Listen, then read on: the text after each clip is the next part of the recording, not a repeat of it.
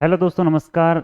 आज एक बार फिर से हम आपके सामने हाजिर हैं भाई, प्रोनाउन का चैप्टर लेकर। एक क्लास हमारी पीछे हो चुकी है और आगे हम पढ़ेंगे। एक बार सबसे पहले प्यारे दोस्तों बेसिक सी बातें हम समझेंगे कि प्रोनाउन होता क्या है और किस टाइप क्या होती हैं इसकी। ठीक है, उन टाइप्स के अंदर किस किस टाइप से आपका प्रोनाउन आता है। सबसे पहले आपको एक सेंटेंस के अंदर ये पहचानना आना चाहिए कि प्रोनाउन है, एडजेक्टिव है, नाउन है, प्रीपोजिशन है, ये क्या है। ठीक है, तो बेसिक सी बात मैंने आपको बताया था, पहली क्लास थी उसमें मैंने आपको बता भी दिया था कि प्रोनाउन क्या होता है, जो नाउन को रिप्लेस कर देता है। नाउन के रिपीटेशन से बचने के लिए हम किसका यूज करते हैं, प्रोनाउन का यूज करते हैं। ठीक है, हमने पहला टाइप पढ़ लिया था पर्सनल प्रोनाउन, हम पढ़ भी चुके थे। पर्सनल प्रोनाउन क्या होता है मेरे भाई, सब्जेक्टिव ऑब्जेक्टिव दो केस में आता है। आई है, यू है, ही है, सी है। ये मैंने आपको लिख भी रखे हैं, एक बार बिल्कुल बेसिक से समझना। टाइप्स ऑफ प्रोनाउन, फर्स्ट है पर्सनल प्रोनाउन। पर्सनल प्रोनाउन आई है, ही है, सी है, यू है, वी है, इट है। ऑब्जेक्टिव के सब्जेक्टिव, देखो ये सारे के सारे पर्सनल प्रोनाउन हैं। सब्जेक्ट के रूप में आए तो इनको यूज करते हैं और ऑब्जेक्ट के रूप में आए तो हम इनको यूज करते हैं। ठीक है, आ जाओ भाई देखो। सब्जेक्ट के रूप में जैसे I, he, she, it, I am going to school, तो सब्जेक्ट के रूप में आई का प्रयोग हुआ। लेकिन यहीं पे यदि ऑब्जेक्ट के रूप में प्रयोग करना हो, चाहे वो प्रीपोजिशन का ऑब्जेक्ट हो या वर्ब का ऑब्जेक्ट हो, तो हम आई को यूज नहीं करेंगे। किसको यूज करेंगे, मी को यूज करेंगे। ठीक है जी, किसको यूज करेंगे, मी को। ही का ऑब्जेक्टिव केस हिम होता है, बिल्कुल आराम से समझना। सी का ऑब्जेक्टिव केस है हर। यू का यू रहता है भाई, और वी का अस हो जाएगा, वी का अस। सब्जेक्टिव ऑब्जेक्टिव ये चीजें आपको कहाँ काम आएंगी, वो इसके अंदर भी काम आएंगी भाई। ठीक है, इट का इट रहेगा। पजेसिव प्रोनाउन समझ लेते हैं, इसके नेक्स्ट बाद हम पजेसिव प्रोनाउन के बारे में पढ़ेंगे, वो भी यहीं पे डिस्कस कर लेते हैं। कई बच्चों को डाउट रहता है पजेसिव प्रोनाउन और पजेसिव एडजेक्टिव के अंदर। ये पीछे वाली क्लास में मैंने बताया था आपको। क्या बताया था भाई, कि यदि मैं कहूं माई प्लस नाउन, तो नाउन और प्रोनाउन एक साथ नहीं आते। माई प्लस को नाउन को मैं लिख सकता हूं माइन, इसका मतलब ये जो है ना, ये प्रोनाउन तो ये है नहीं, ये तो प्रोनाउन नहीं है, इसका मतलब प्रोनाउन कौन है, माइन है। ये पजेसिव प्रोनाउन है। ये आपका कौन सा प्रोनाउन है, पजेसिव प्रोनाउन है। तो पजेसिव प्रोनाउन कौन से होते हैं, देखो माइन है। पजेशन का मतलब होता है अधिकार दर्शाना। अधिकार मेरी वस्तु है, मेरी वस्तु को कह सकता हूं मेरी, MINE, माइन। हिज, हर्ष, हर पेन है, हर पेन को क्या कह सकते हैं, हर्ष कह सकते हैं। योर पेन को योर्स, अवर पेन अवर्स। ठीक है, इट का आपका पजेसिव प्रोनाउन नहीं होता मेरे भाई। एडजेक्टिव की बात करें तो माई होता है एडजेक्टिव, माई पेन लगा सकते हैं, बोलो हाँ ना। His pen, her pen, our pen, their pen, ये सारे के सारे क्या हैं, ये एडजेक्टिव हैं, ये आपके प्रोनाउन हैं। और ये भी आपके प्रोनाउन है, पर्सनल प्रोनाउन, ये आपके पजेसिव प्रोनाउन। ठीक है जी, आते हैं नेक्स्ट बात पे। अच्छा, दे का क्या होता है, दे, देम, देयर्स, देयर्स, ये आपका सब्जेक्टिव केस है। कौन सा है, सब्जेक्टिव, जिसको नॉमिनेटिव केस भी कहते हैं। ये आपका ऑब्जेक्टिव केस है मेरे भाई। और देयर्स भी प्रोनाउन है, और कौन सा प्रोनाउन है, पजेसिव प्रोनाउन है। कौन सा, और ये आपका पजेसिव एडजेक्टिव है, याद रखना पड़ेगा। क्यों, क्योंकि हम लिख सकते हैं देयर पेन्स, उनके पेन, उन लोगों के पेन हैं, तो देयर पेन, पेन्स कह सकते हैं। ये नेक्स्ट पे पजेसिव प्रोनाउन को हम किस तरह से समझते हैं, उस बात पे। ये कौन कौन से बताए थे, माइन है, हिज है, हर्ष है, अवर्स और देयर्स है। आ जाओ भाई, अब कुछ एग्जाम्पल्स हम पढ़ लेते हैं, देखिए।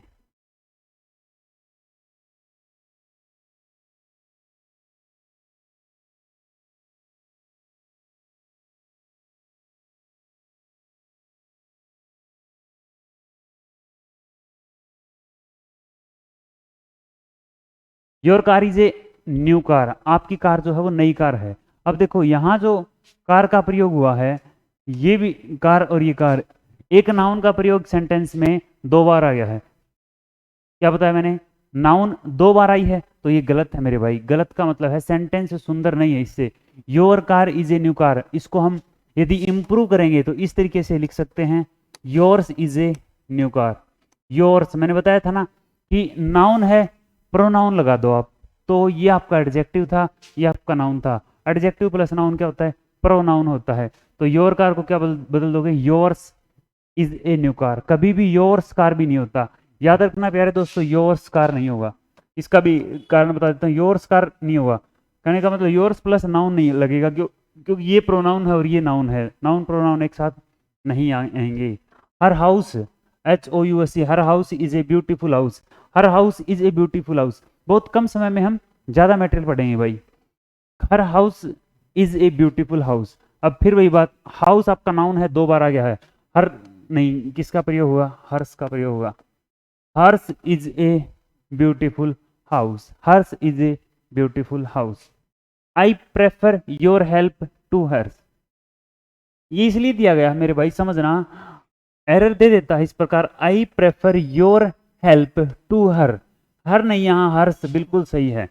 हर्ष क्यों है, क्योंकि ये यूं लगना था, देखो ये एक टू जो लगा हुआ है, ये एक प्रकार से कंपैरिजन के लिए है। कंपैरिजन का मतलब है मैं आपकी मदद करना प्रेफर करूंगा बजाय कि उसकी। तो उसकी क्या, उसकी मदद, उसकी मदद, हर हेल्प, या तो यहां लगेगा हर हेल्प, और हर हेल्प हेल्प हेल्प बार बार नहीं आ सकता, इसलिए हम हर हेल्प को क्या लिख सकते हैं, हर्ष लिख सकते हैं। क्या लिख सकते हैं, हर्ष लिख सकते हैं। Your house is better than my. अब फिर भाई बाई एडजेक्टिव अकेला गड़बड़ करेगा। My is a good car, मैं कहूं my is a good car, ये गलत हो जाएगा, एडजेक्टिव अकेला यहाँ नहीं आएगा।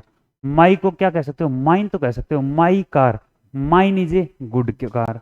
तो इसीलिए ये भी एरर है। Your house is better than my नहीं, माइन लगेगा, माइन लगेगा, यहाँ आपका प्रोनाउन लगेगा। क्या लगेगा, प्रोनाउन लगेगा भाई।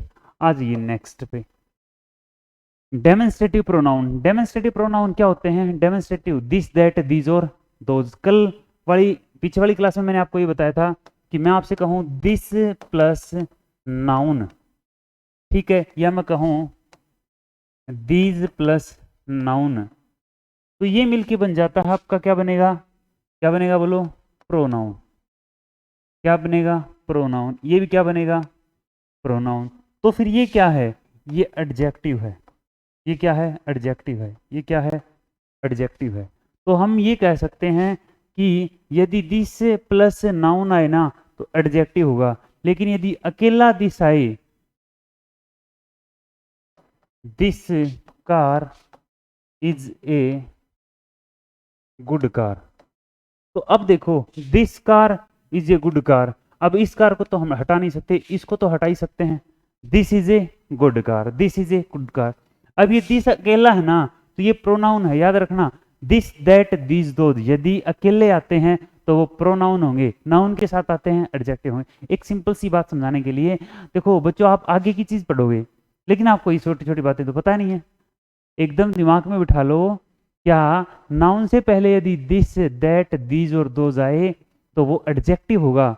अकेला दिस आए, this is a car, this is a book, तो ये क्या है, ये आपके प्रोनाउन कहलाएंगे। और कौन से प्रोनाउन कहलाएंगे, डेमोन्स्ट्रेटिव प्रोनाउन। सिंपल सा क्वेश्चन पूछा है कि बताइए ये कौन सा प्रोनाउन है, इंडेफिनेट प्रोनाउन है, इम्फेटिक है। क्वेश्चन दे देता है आपको एक क्वेश्चन, उसके अंदर कहीं ना कहीं आपको उसमें मिलेगा हिमसेल्फ। बताइए ये कौन सा प्रोनाउन है, तो भाई या तो ये रिफ्लेक्सिव है, ये इम्फेटिक है। ये छोटी सी बात आपसे पूछी गई थी, और उसी एग्जाम्स के अंदर एक एक नंबर से बच्चे रहे हैं जिनको इस बात का पता नहीं था। बिल्कुल आसान सा क्वेश्चन पूछा हुआ था बच्चों।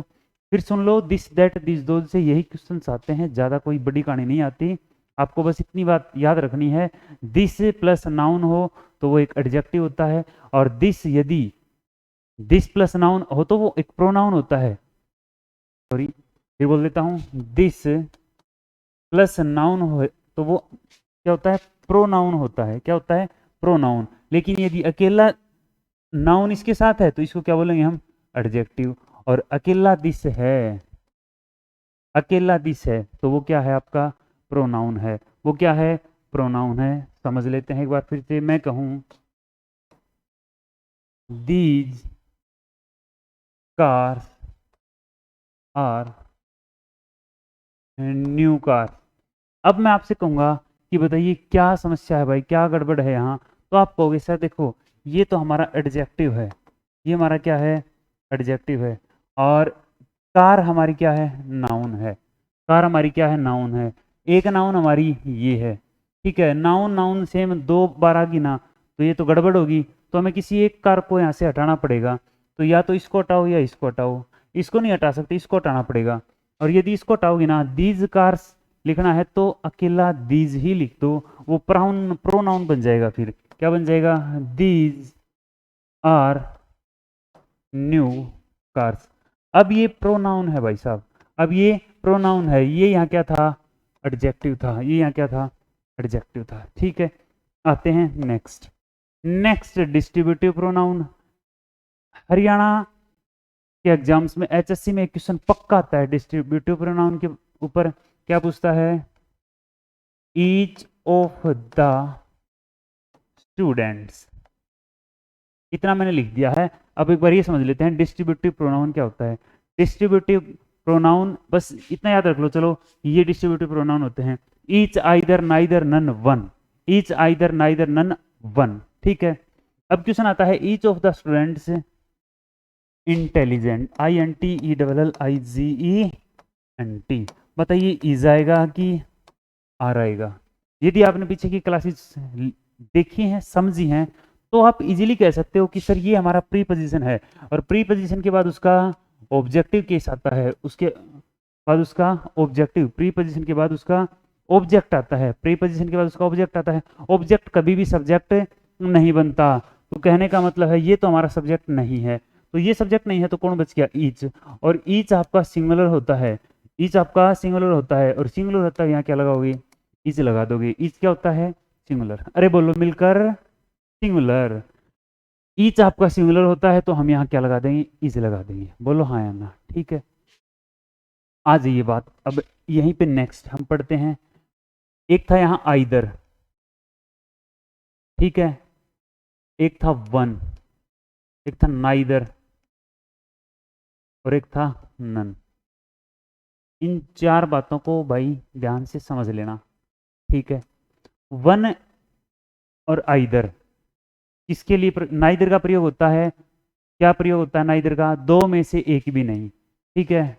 मैं कहूं नाइदर,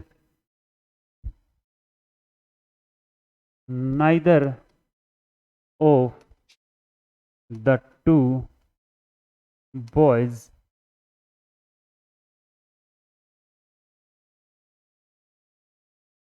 बिल्कुल बहुत आसान तरीके से समझेंगे। सबसे पहले तो ये देखो कि यहाँ क्या दिया है, टू बॉयज है ना, तो नाइदर आएगा। आपको दे देता है नन, दे देता है यहाँ, और यहाँ आपसे इज लिख के दे देता है। तो बताइए इस सेंटेंस में क्या एरर है, नाइदर की जगह क्या देता है, नन।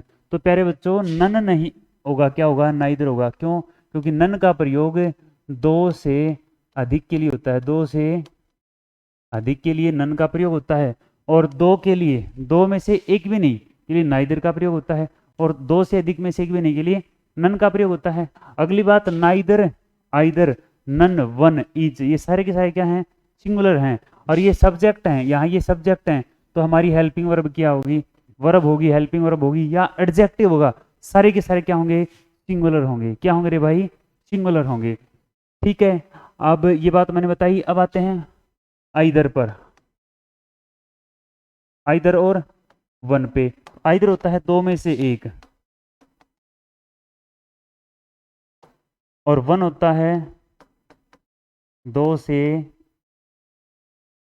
अधिक में से, दो से अधिक में से one, one of the boys.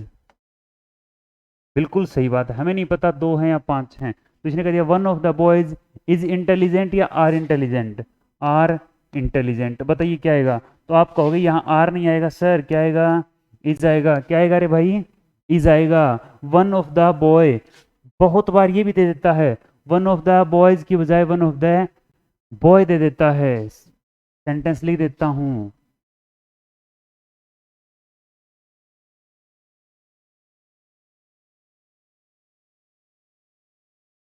none of the boy have done their work on time। मेरे भाई कई मिस्टेक मैंने दे दी हैं, आप इनको करके दिखाओ। प्यारे बच्चों समझना ध्यान से, एक बार पढ़ लेते हैं सेंटेंस और आते हैं। बिल्कुल आसान सा, देखो नन आया है तो समझ जाना दो से अधिक में से एक भी नहीं के लिए है। कहने का मतलब सेंटेंस में कह रहा है कि एक भी स्टूडेंट ने काम नहीं किया। अब नहीं बताया दो हैं दो से अधिक हैं, तो आप समझो कि दो से अधिक ही स्टूडेंट हमारे पास हैं। नन यहाँ तक सही है। नन ऑफ, अब ऑफ प्रीपोजिशन है, प्रीपोजिशन के बाद जो ऑब्जेक्ट आएगा वो क्या आएगा, यहाँ प्लूरल आएगा। क्यों? क्योंकि उसने कहा लड़कों में से एक भी नहीं, बस कोई रूल ही नहीं है भाई, समझने की बात है। तो नन ऑफ द बॉय नहीं, अरे क्या आएगा, बॉयज। एक एरर तो यहाँ हमने ढूंढ दिया, नन ऑफ द बॉयज। अब अगली बात आई है, ये सब्जेक्ट है तो ये आपकी वर्ब है, ये सब्जेक्ट है तो इसको देख के बच्चे मिस्टेक करते हैं, बॉयज को देखकर यहाँ हैव लगा देते हैं, लेकिन यहाँ क्या आएगा, हैज का प्रयोग हुआ। किसका प्रयोग हुआ, हैज का। डन वर्ब की थर्ड फॉर्म, बिल्कुल ठीक है। देयर नहीं भाई, क्या होगा, देयर नहीं। वन को देखकर यहाँ पर योग करो, वन नन, तो यहाँ क्या आएगा, ही जाएगा। अब अगला, अगला बताओ शाबाश, अगला बताइए, बताइए भाई अगला। एक छोटा सा एरर और हो भी सकता है ना भी हो सकता है। देखो work on time, on time का मतलब है बिल्कुल समय के ऊपर। कैसे, टीचर ने कहा ले आओ भाई, काम कर लिया तो, होमवर्क कर लिया तो चेक करवाओ, तो बच्चा कहता है सर बस हाँ ये लो कर लिया, मतलब चला रहा था नोटबुक अपनी, पेन कॉपी अपनी, और उसने टीचर को दे दी। ऐसा नहीं है, उसको समय के अंदर करना चाहिए था, घर से करके लेके आना चाहिए था, या फिर समय के अंदर अंदर करना चाहिए, समय पर नहीं।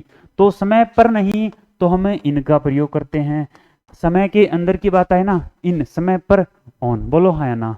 तो इतनी सारी मैंने यहाँ मिस्टेक दी थी, उम्मीद है ये बातें आपको समझ में आई होंगी।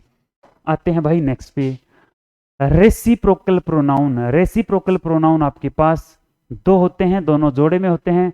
ईच, क्या बोलोगे, each other, one another, each other one another, each other one another, ये जोड़े में है भाई, ईच अदर वन अनदर। बस इतना याद रखना, ईच अदर का प्रयोग हो तो दो के लिए होता है, ईच अदर का प्रयोग दो के लिए, रेसिप्रोकल प्रोनाउन है, और दो से अधिक के लिए।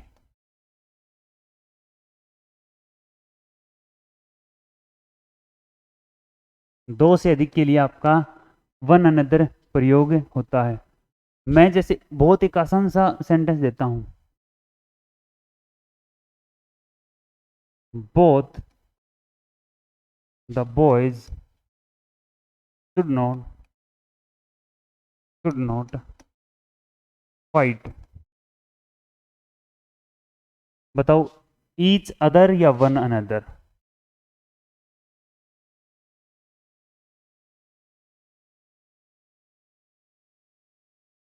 ईच अदर या वन अनदर, बोथ का मतलब दो हैं, दोनों ही लड़कों को लड़ाई नहीं करनी चाहिए, नहीं करनी चाहिए। तो दो हैं तो दो के लिए हम क्या प्रयोग करते हैं, ईच। बोलो E A C H, E A C H, each other, each other हमारा सही है। लेकिन मैं कहूँ all the boys should not fight, तो क्या बोलोगे, वन अनदर, क्या बोलोगे, वन अनदर। बात समझ में आई है ना? यहीं से एक क्वेश्चन आता है इसके ऊपर। आइए नेक्स्ट क्वेश्चन पर। रिलेटिव प्रोनाउन, जो रिलेट करते हैं भाई, क्या करते हैं, रिलेट करते हैं, एक फ्रेज को सेकंड, एक क्लोज को सेकंड क्लोज से रिलेट करते हैं। जैसे मैं आपसे कहूं ये आपकी रिलेटिव प्रोनाउन है, ठीक है, और ऐसे ही कुछ प्रोनाउन होते हैं दैट को हटाकर, कौन से, इंटरोगेटिव प्रोनाउन भी ऐसे ही होते हैं, हु विच, जो क्वेश्चन पूछने का काम करते हैं। Who are you, whose book is this, why are you fighting, वो क्या होते हैं, इंटरोगेटिव प्रोनाउन होते हैं। तो हम यहाँ समझते हैं, the boy who came here is a doctor. देखो एक आपके पास द बॉय, ये एक वर्ड है, एक पूरा का पूरा। अब आप समझो पहले ध्यान से, इसने कहा, एक बार इसको हम हटा देते हैं, मान लो ये नहीं है, the boy, the boy who came here is a doctor. मैं आपसे पूछूं, बताइए बॉय जो है ना, ये सब्जेक्ट है कहीं ना कहीं, इस सब्जेक्ट का वर्ब कौन है? तो आप कभी भी केम नहीं कह सकते, आप कहोगे लड़का जो है वो डॉक्टर है। तो इसकी जो वर्ब है ना मेरे भाई, तो ये है, इसका मतलब सेंटेंस, एक आपकी फ्रेज या एक आपकी क्लोज है वो ये बन गई, the boy is a doctor, the boy is a doctor, the boy is a doctor. दूसरी बात इसी के बारे में बता रखी है, इसको रिलेट करता है, तो ये रिलेटिव प्रोनाउन है आपका who came here, who came here. देखो दो आपके पास क्या हैं, वर्ब हैं, दो वर्ब हैं और दो आपके पास सब्जेक्ट भी होने चाहिए, तो सब्जेक्ट बॉय ही है इसके लिए भी, इसके लिए भी सब्जेक्ट बॉय ही है। लेकिन आप सेंटेंस जो आपका मेन है वो ये है, the boy is a doctor who came here. अब इसने रिलेट किया है इसको इस पूरे के पूरे सेंटेंस के साथ, ठीक है, इस लड़के के बारे में बताया है। नेक्स्ट में आते हैं, आई हैव ए ब्रदर, मेरा एक भाई है जिसको, अच्छा एक बात और बता देता हूँ, whom का प्रयोग, whom का प्रयोग हम सब्जेक्ट के लिए करते हैं। whom का जो यूज होता है सेंटेंस में वो सब्जेक्ट के लिए होता है। यहाँ वैसे तो सब्जेक्ट लड़का ही है, लेकिन लड़के का जिक्र, ये जो हु है ना, हु ये सब्जेक्ट है, किसका प्रयोग हुआ है यहाँ, इसका सब्जेक्ट का प्रयोग हुआ है। बॉय सब्जेक्ट होना चाहिए था, बॉय को हटाकर ये खुद आया है हु, ठीक है, ये सब्जेक्ट है। और किसका सब्जेक्ट है, ये केम का सब्जेक्ट है, बस इतना आपको याद रखना है।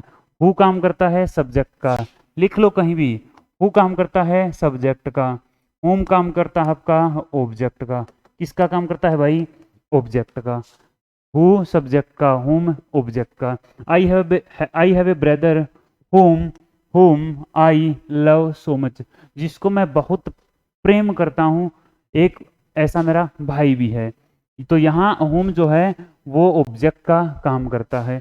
आई साई डॉग, भाई निर्जीव वस्तु का जिक्र करें ना तो वहां हम हु या होम का प्रयोग नहीं करेंगे, किसका प्रयोग करेंगे, वहां हम दैट का प्रयोग करेंगे। या ऐसा हो जाए कि एक आपके पास पर्सन है, उसके साथ एक क्या कहेंगे, उसके साथ एक एनिमल है, जानवर है। मैंने क्या कहा पीछे वाली बात में, एक बार समझ लेना, डॉग है या आपके पास बेफेलो है, लोयन है, यदि जानवर का जिक्र करें दैट का प्रयोग होता है। लेकिन यदि एक पर्सन है और एक आपके पास एनिमल हो, दो साथ हो, तो भी दैट का प्रयोग होता है। लेकिन यदि पर्सन अकेला है तो हम उस केस में विच का प्रयोग करेंगे, ठीक है, या हु का प्रयोग करेंगे या फिर होम का प्रयोग करेंगे। I said dog that was black. तो मैंने ये आपको इनकी यूज बताए हैं, हु का, विच का, दैट का, ठीक है। All that glitters is not a gold, यदि वस्तु की बात आए, ठीक है, जो हर चमकती हुई चीज सोना नहीं हुई थी, वस्तु की बात आए तो हमें दैट का प्रयोग करते हैं।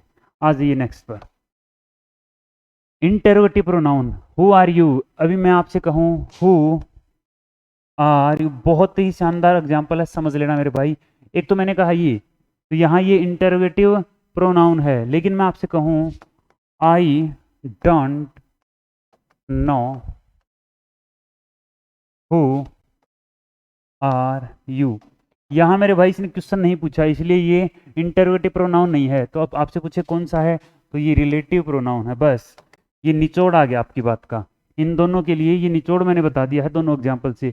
यहाँ इंटरोगेटिव प्रोनाउन ये है और रिलेटिव प्रोनाउन यहाँ पे ये है, ठीक है। इसी प्रकार बाकी आपके यूज होंगे, होम का प्रयोग भी, होम का प्रयोग भी इसी तरीके से होगा जैसे हम पैसिव वॉइस में यूज करते हैं। हुज का प्रयोग इसमें होता है अधिकार दर्शाने के लिए होता है, हुज बुक इज दिस। विच का प्रयोग सिलेक्शन के लिए होता है कि इनमें से आपका भाई कौन है, which is your brother.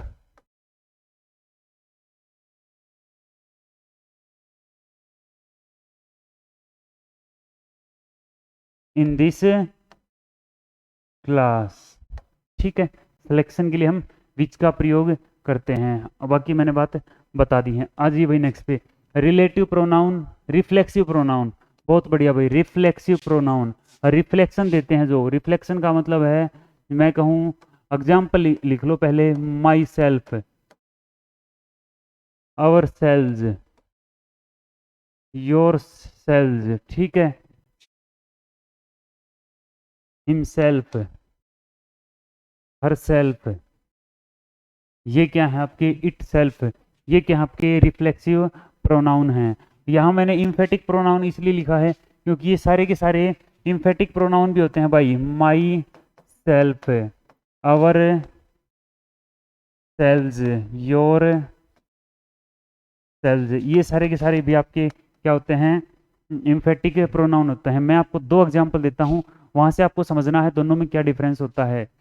Emphatic pronoun emphasise करता है बात, सब्जेक्ट के ऊपर जोर देता है, बस ये याद रखना है। याद रखने का तरीका है, इसको हमें ऑब्जेक्ट के रूप में यूज करते हैं, ऑब्जेक्ट के रूप में यूज करते हैं, ऑब्जेक्ट, और ये इम्फेसाइज करता है, ये सब्जेक्ट पर को इम्फेसाइज करता है। जैसे मैं आपसे कहूं, मैं आपके पास दो एग्जांपल लेके आता हूं, देखना। मैंने क्या कहा भाई, सी कट हर सेल्फ, ठीक है, सी कट हर सेल्फ, और आई कट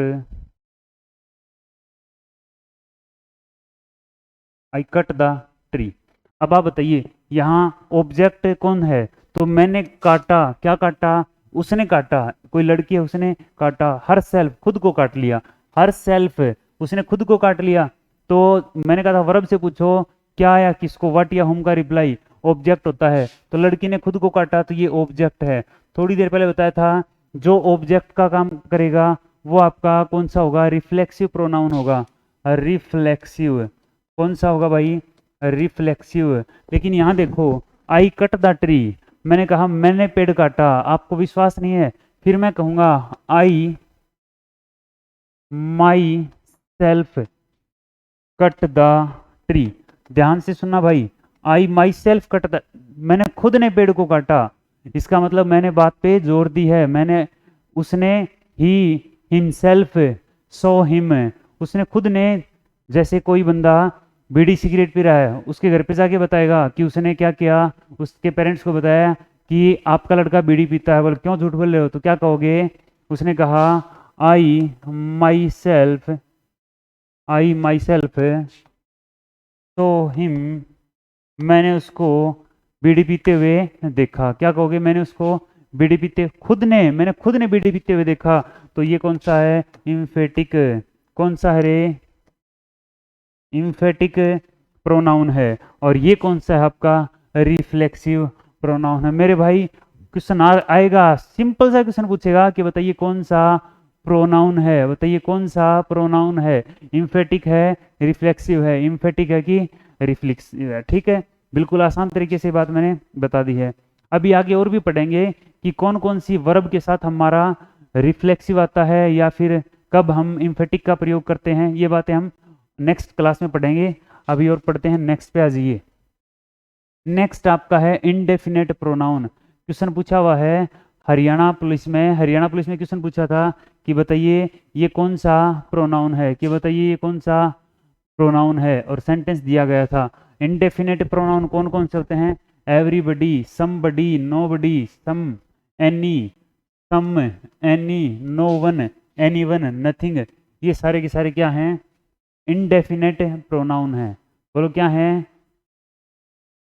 क्या है? ये सारे के सारे इनडेफिनेट प्रोनाउन हैं। तो आपको एक बार इतना ही ध्यान रखना है कि सारे के सारे, यदि पूछे सम का यूज कहाँ करता है, तो पॉजिटिव सेंस में सम का प्रयोग होता है, पॉजिटिव सेंस, और नेगेटिव सेंस में किसका प्रयोग होता है? एनी का यूज। सम और एनी दोनों का मतलब होता है कुछ, लेकिन डिफरेंस क्या है? ये पॉजिटिव सेंस देता है, ये आपका नेगेटिव सेंस देता है। आज ये भाई नेक्स्ट क्वेश्चन पर, नेक्स्ट कंप्लीट है। तो मेरे भाई आज की क्लास हम यहीं पर ख़त्म करते हैं, अदरवाइज क्लास लंबी हो जाएगी। तो आज के लिए इतना ही, धन्यवाद, थैंक यू सो मच। मेरे भाई थोड़ी सी प्रैक्टिस करना है इन क्वेश्चंस के ऊपर। अब मैंने जो बेसिक सी बातें बताई हैं, बिल्कुल आसान आसान बात बताई हैं, बोलो है ना, आराम से समझ में आ गई होंगी। आप एक बार बुक उठाओ, यही बातें आपको बुक्स में मिलेंगी, फिर उनको आप एक बार पढ़ो, आगे उनके एग्जाम्पल्स पढ़ो, इजीली बातें आपको समझ में आएंगी। लेकिन आपने यदि कसम खा रखी है कि इंग्लिश मैथ समझ में नहीं आएगा, तो भाई साहब नहीं आएगा। लेकिन एक बार समझ में नहीं आई ना ये बात, तो इसको फिर देखो, फिर बुक्स को 2 बार देखो, इजीली समझ में आएगा, जरूर आएगा। एक दिन तो पढ़ना पड़ेगा आपको। ठीक है जी, थैंक यू सो मच।